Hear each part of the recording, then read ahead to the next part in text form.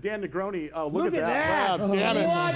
I need new clothes right Between now. Tom Del Beccaro, the author of The Divided Era, and Dan Negroni, the author of Chasing Relevance, you have both guys could be Bruce Wayne. Yeah.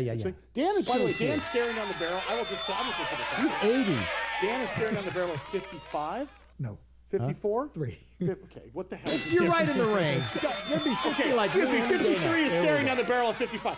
What we're saying is he looks like he's 30. I know. He makes me feel like crap How every many people, time. when you get done with the keynote, it's the that's beads. not the beads. beads. It's not the beads. The tight shirt? When you get off, no, because we're all wearing tight shirts. Thanks to Taylor Swift with a P. No music, just tighter fitting clothes.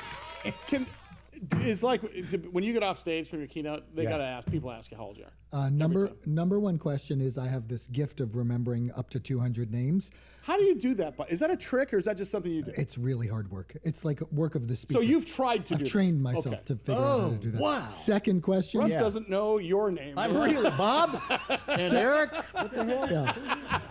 I know there's a cocktail named after Second you. question is, how have you been with your wife for 34 years? And when how you're old are you? 36 years And how do old. you have a 26-year-old? Yeah. Or 25-year-old? Yeah. That's great. Yeah. Let's talk about Launchbox 365. Go to the website if you would, Jared. Our executive producer is on assistant directing today. Dan Negroni, of course, the CEO of Launchbox 365. You've got corporate training. You've got career workshops. Those are two types of things. Corporate training is for corporations, I'm assuming. Career workshops are for the people coming up? Or is it I mean, career workshops are a little bit separate. They're for people in transition. They're for old people that need to learn how to talk to young people. That's right. I'm They're saying. basically a genius bar for the rest of us in life, right? It's a genius bar on communication because the same things work for communication. I mean, this is not new stuff. Right. But we do it in the way of the world, which is bold and technologically advanced and ready to serve people. When you go into a corporation, okay, and I don't want you, if you want to name clients, you can, because I know you've worked with a lot of big Fortune 500 companies. But when you go in, is there a I guess a theme these days for you, when you know what they want to work on right away, or is each organization different in how they want to approach this?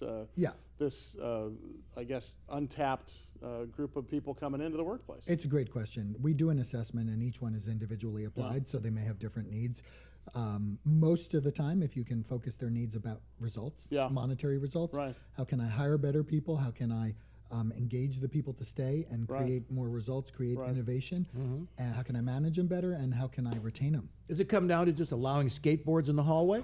And a pole to slide down. and a big comfy pillow? Here's the true secret. Free food, tell them whatever they want, rub their back when they have a tummy ache, tell them they can go home. That's garbage though, isn't it? It is garbage. But hold on a second. But Pony, wait a second on that subject. When we got out of college, you and I were looking for a $50,000 a year job so we could buy a house, raise a family, live in suburbia. That was the goal. That is not the goal anymore. I know for my two daughters, that's not even near the goal. They want to have life experiences along the way, and they're not caring about a big giant place to live and a nuclear family and so on and so forth. Well, they got more time too. They probably have about 10 more years if you think about it, given what modern technology Russ dead is the new 80? Yeah, I'm planning on getting out of here in 4 years, so I'm living it Russ up. used to say 20 years ago we had 20 good summers left. Now we got like 25 good summers left now. I know, they keep putting And then it out 5 there. bad ones. I'm not going to be ready. We have about 25 good summers left. I'm hoping you millennials watching will take care of me. 25? Yeah. We get That's generous. No, we got 25 good summers left. Well, 20 and then the 5 last, bad ones in diapers. I'm going 20 and then 5. It's the 5, the applesauce years or the Alpo years if you haven't planned, depending on what you're eating. So when you think in terms of that, you move forward with Here's that. what I would say about them. They're confused and they think they need to know what they want to do in the 3rd grade now. Right. And it's this tremendous What do you want to be? pressure. I can't even talk yet. Yeah, it's tremendous pressure. And the cool thing about them is if they just started to try and digest things and pull them down and not worry so much about where they need to be, when they need to be, they would thrive. What are these guys negotiating for when they go in for salary negotiations and such? Is it money or is it more other stuff like time off and benefits and stuff? Clearly, money is a big thing. Okay. You'll hear many of them say, how do I get paid what I'm worth? I'm like, get paid what you're worth. What are you worth? Right. Be able to describe what you're worth first. Then we'll talk about Build it and they will come. See, this is why Dan gets paid the big bucks. Because if you, What are you worth? Every CEO in the company needs to man. learn that. Well, what do you think you're worth? And then shut up. And And he's he's like, like, prove it. well, more importantly Prove it. is, don't you think the best way to get the job is to explain and then prove your worth instead of demanding your worth before you've even know what it is. Right. So, but they want growth. They want to learn. Most of them will stay wherever they need to stay. I was going to bring a millennial with me today, but I heard it was not bring a millennial to work day. No.